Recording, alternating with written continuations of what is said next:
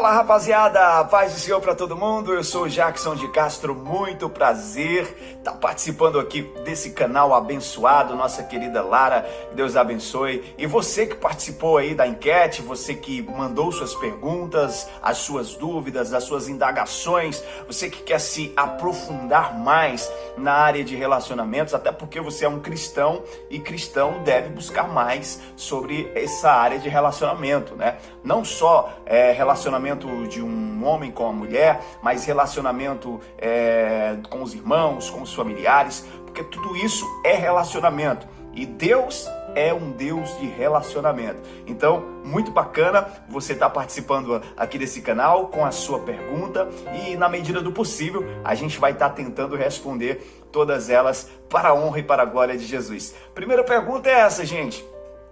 Quanto tempo deve durar um namoro cristão? Se você analisar as Sagradas Escrituras, Salomão ele vai falar muito da questão de tempo. E olha que Salomão entendia de relacionamentos, gente. No Eclesiastes capítulo 3, ele fala que existe um tempo para tudo debaixo do céu, né? Então, já entende-se que namoro tem que ter um tempo. Mas esse tempo, ele não é algo padrão, ele não é algo, ele não é um tempo de regra, que diz que todo namoro tem que ser exclusivamente com aquele determinado tempo. Isso vai depender da maturidade do casal em questão. A Bíblia vai dizer que Jesus, ele crescia na graça e no conhecimento. Se você analisar a história de Jesus, ele teve os momentos, assim como todo ser humano. Apesar dele ser Deus, apesar dele ser um ser maravilhoso, cheio de honra, de glória, de poder, ele teve que passar por todos os estágios de um ser humano como nós. Então, ele teve um momento de criança, ele teve um momento de adolescência, e aí com 12 anos você não tem mais notícia de Jesus nas Sagradas Escrituras. Por quê? Porque ele estava vivenciando como ser humano, ele estava adquirindo as suas experiências como ser humano. Para quê? Para gerar uma maturidade, e através dessa maturidade, ele vir a exercer o seu ministério, onde ele foi batizado aos 30 anos de idade, que era a idade que se considerava a maioridade, como hoje nós consideramos 18, 21 anos de idade. Então, Jesus, ele é o nosso maior exemplo de processo da nossa vida. O namoro, ele, primeiro de tudo, ele tem que ser um compromisso com um propósito. Eu fico muito pé atrás com os namoros que não têm propósito. Como assim, Jackson? Porque as pessoas querem hoje namorar por namorar. É ficar por ficar, simplesmente por entretenimento, simplesmente por diversão. Mas o relacionamento cristão, ele está muito longe disso, gente. Então, se você tem um relacionamento com propósito, um namoro com propósito, obviamente você vai ter um tempo estabelecido para esse momento, para esse namoro, né? E aí vai depender da sua maturidade, vai depender da maturidade do casal. Quanto tempo esse relacionamento vai durar? Agora a dica não pode durar muito tempo. Por quê? Porque vai correr risco, né? Por quê? Porque a probabilidade de dar errado é muito grande. Porque esse relacionamento ele vai ficar aí correndo riscos. E é muito perigoso você estar namorando muito tempo. Então, seja maduro o suficiente para entender quanto tempo você deve namorar. Então, essa é a resposta que a gente tem pautada aqui na palavra de Deus. Existe um tempo para tudo, inclusive para você namorar, tá bom? Muito bem, vamos lá para a segunda pergunta. Como saber se é a pessoa certa, a pessoa escolhida? Rapaz, essa pergunta é muito engraçada, né? Porque geralmente quem faz essa pergunta não se pergunta se ela é a pessoa certa para alguém. A maioria das pessoas, e eu falo isso com muito carinho, tá, gente? Elas estão tão envolvidas nos seus sentimentos que às vezes trava tudo e não para dar uma olhadinha e fazer uma autorreflexão e perguntar: poxa, será que eu sou a pessoa certa para alguém? Será que eu sou a pessoa que vai fazer alguém feliz? Porque essa é a questão. Muitos hoje se relacionam na esperança de alguém fazê-la feliz, de alguém fazer você feliz, né? Mas a grande questão, principalmente do namoro cristão, é: eu estou pronto para fazer alguém feliz? Então, se você está pronto para fazer alguém feliz, está pronta para fazer alguém feliz, obviamente você é uma pessoa certa para alguém.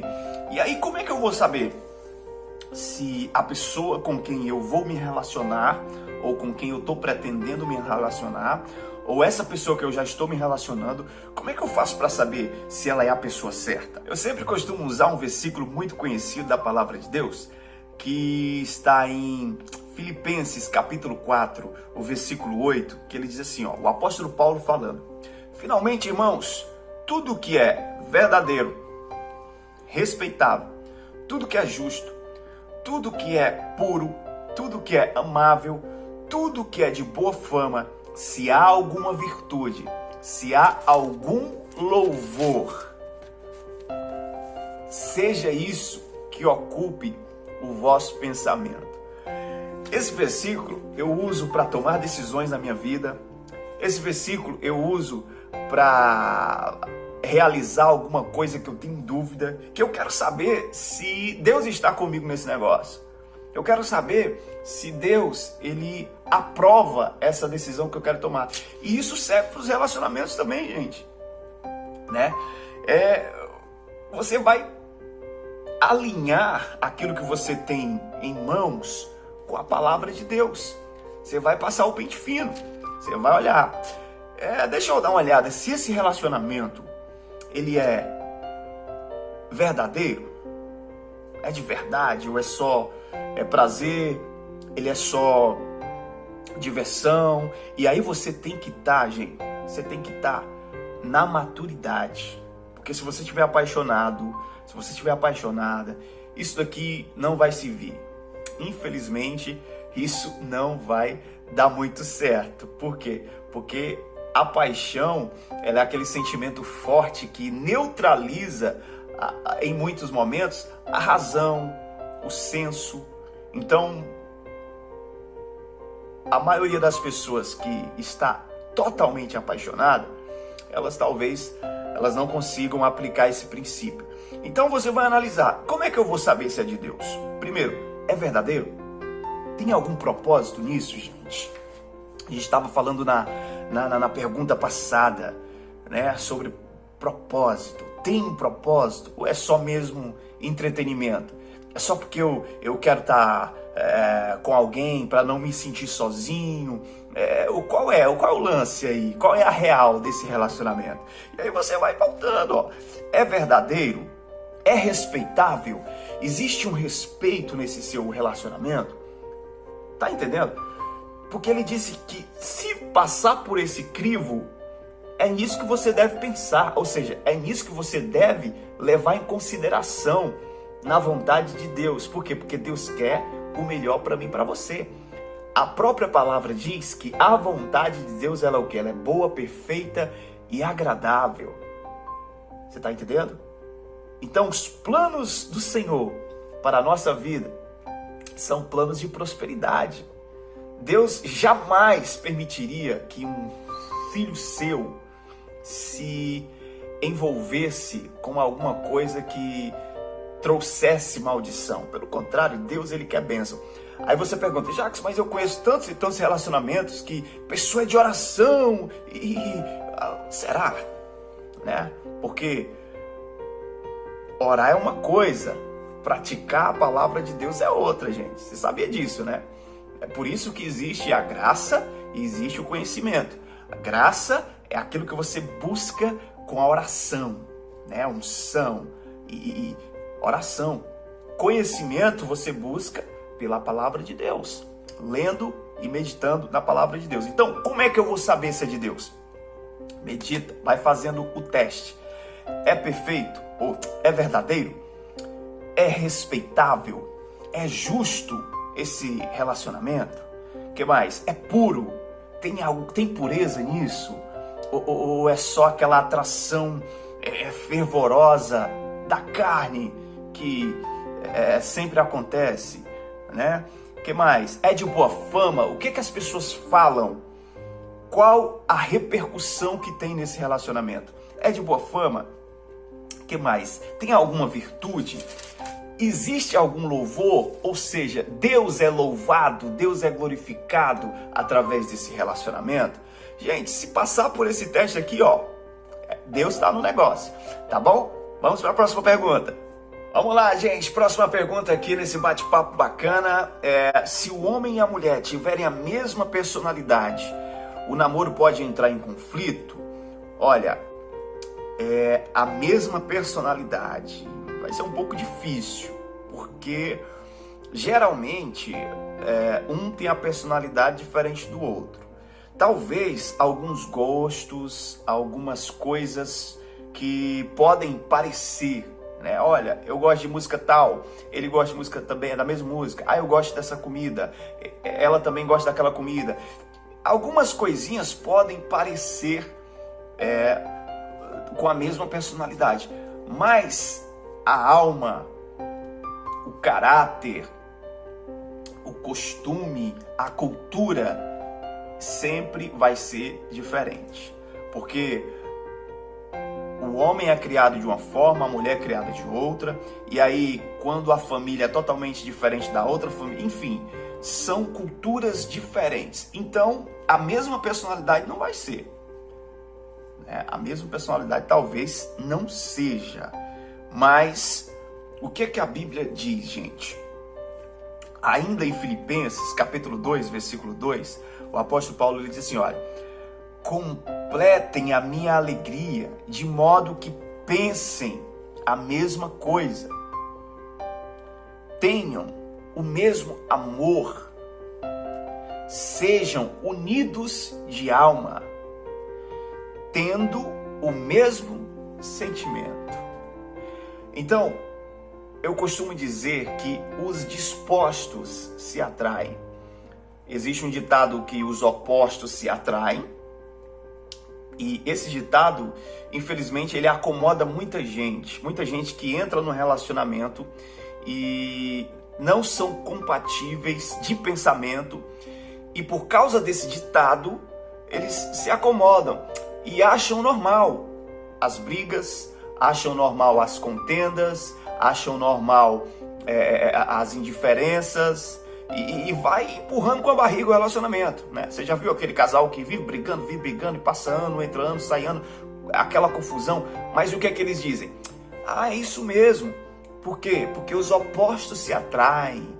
Ele é diferente de mim, eu sou diferente dela, dele e aquela coisa. Então é isso mesmo, vamos indo, porque isso é normal. Só que não é.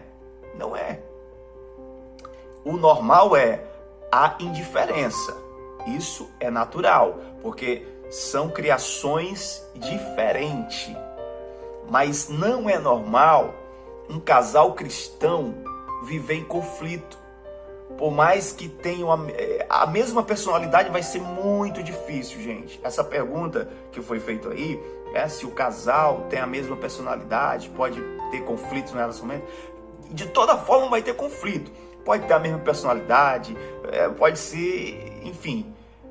O DNA é impossível, né? Porque cada um tem o seu DNA. Então, um casal cristão, se está tendo conflito, não pode ser culpado, não podem colocar a culpa na questão de personalidade. Por quê? Porque vai ter indiferença, tá bom? O casal tiver a mesma personalidade, pode e não pode. O que vai depender não é a mesma personalidade, é o mesmo pensamento, o mesmo foco, o mesmo amor, unidos de alma, para dar certo, como diz a palavra de Deus, tá bom? Vamos lá, mais uma pergunta. Como saber se você não está se iludindo devido a alguns sonhos com determinada pessoa, né? Eita, rapaz, é o seguinte,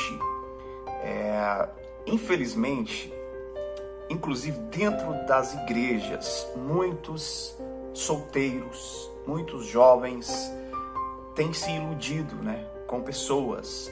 Às vezes a pessoa é tão carente, tão carente, que alguém, paz do Senhor, aí você, ai, me deu a paz do Senhor, aí já começa a pensar no noivado, aí já começa a pensar no casamento, aí já começa, aí vem aquela voz, você não está se precipitando não, né? Tô nada, mas o pensamento, lá na lua de mel, né? Existem pessoas assim, e assim, às vezes não é fraqueza da pessoa.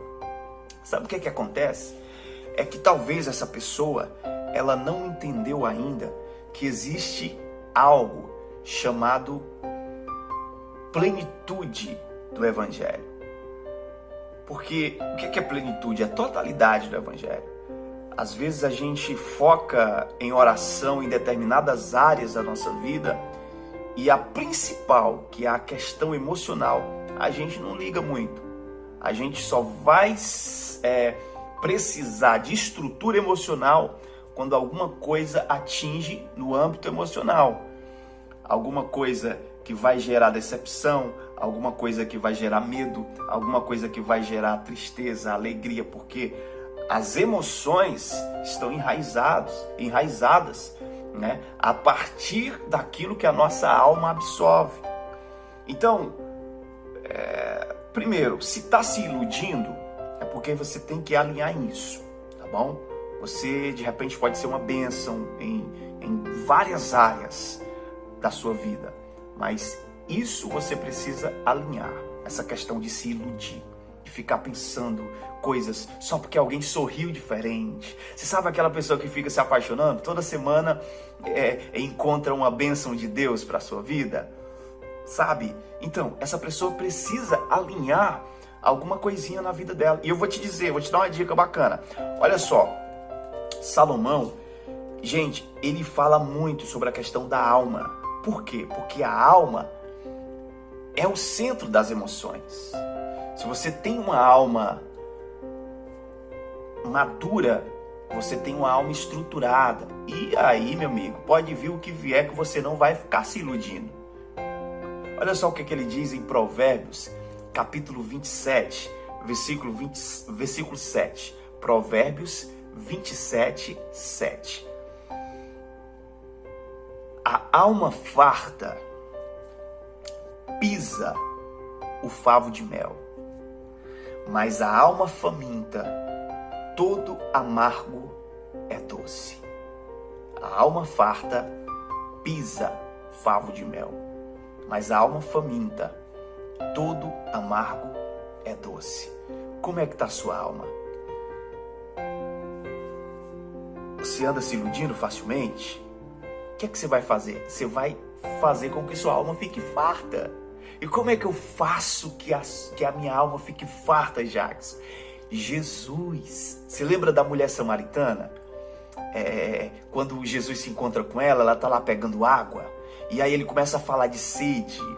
Né? Quando a alma da gente está faminta, é uma necessidade que a nossa alma está tendo.